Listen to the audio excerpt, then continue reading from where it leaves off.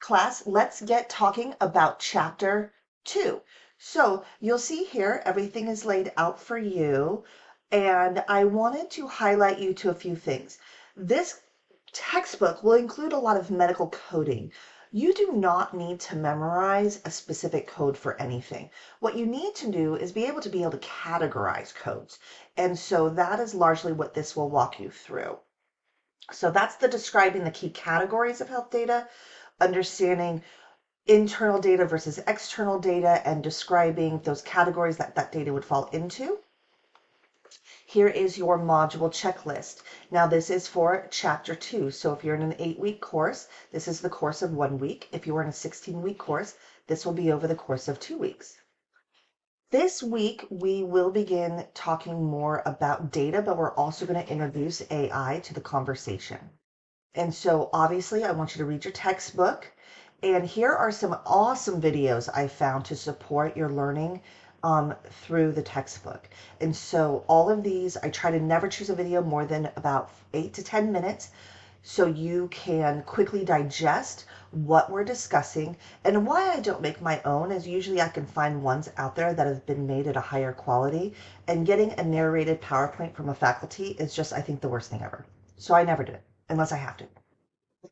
So here you'll see I've introduced you to all these videos and told you and directed you on what I want you to think about when looking at these videos.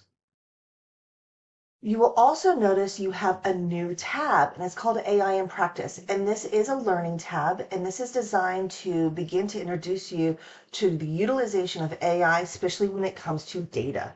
We want to make sure that we are learning how to use AI in the most effective way possible. The first step to that is learning how to prompt. Prompt engineering is very, very specific. It's something that you will practice over the course of now forever, because AI is here to stay, and something that I want you to get good at, because you getting good at this means you will be more successful in AI utilization. AI is an amazing research assistant. I love AI. I use it all the time, but I don't use AI to solve questions for me. I use it as a research assistant and a place where I can brainstorm and I can collaborate with someone who is smarter than me. But it requires my effort, time, brain process, my content expertise in order to make it a really effective mechanism. And that's what I want to teach you how to do. Also, here's a paper for you to read about the utilization of AI and digital communication, particularly within healthcare. So let's get into the assignments that are going to be associated with this chapter. Side note, you'll also see key terms. I've created a key terms tab under all of your chapters. And this gives you an opportunity to really look at what are the key main terms of that chapter, so you can, just from a definitional perspective, we will spend all of our time analyzing and applying, but in order to do that effectively, you need a solid foundation. And so what I'm recommending is, you'll see, let's go into chapter 2 right here. The key terms that will be associated with chapter 2. And so I recommend making note cards, making flashcards, using Quizlet. I've given you some ideas on that opening page. Just memorize the definitions of these. This will help you later when you're not trying to memorize a definition, you're actually trying to apply what you've been learning. So let's go here to modules. And you will also see now we have an assignment and assessment, as you expect. So with this chapter, we are doing lab 2.1 and 2.2, and they are linked right here. We're also doing an activity on introducing generative AI. This is a very short little course on what generative AI is, so you can understand the structure. All you're going to do is, when you complete it, it's 9 units, but it'll take about an hour. When you complete it, you're just going to take an image and upload it to me that you passed the module.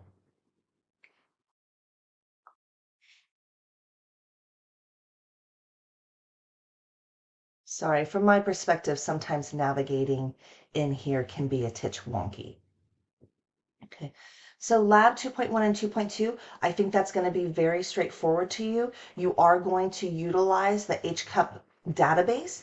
Your textbook in Chapter 2 will discuss this with you.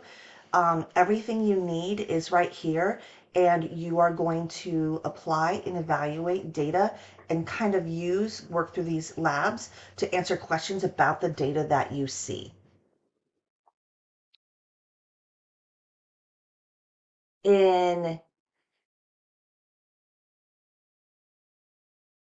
here, you are finishing your first discussion board, so you are peer responding, but you are also doing a new discussion board on utilizing AI within data sets. And so one of the certifications I actually have, it was kind of funny. He is referring to one of them that I have from Vanderbilt about using data and AI. And so there are some really good tools and techniques on how you can utilize AI to manipulate data. We're going to approach this from a very simplistic perspective because you don't pay for AI, and I'm certainly not going to ask you to. But this gives you a chance to watch this video, learn about how to data mine a little bit, learn about the dig principles, and practice with a little bit of data. And then you're going to share this with your colleagues in your class. So that is Chapter 2. Please let me know if you have questions as you go about what you're doing. Please make sure you've taken the time to read through everything. I try to make the directions pretty lengthy, only to be of assistance. Have a great week.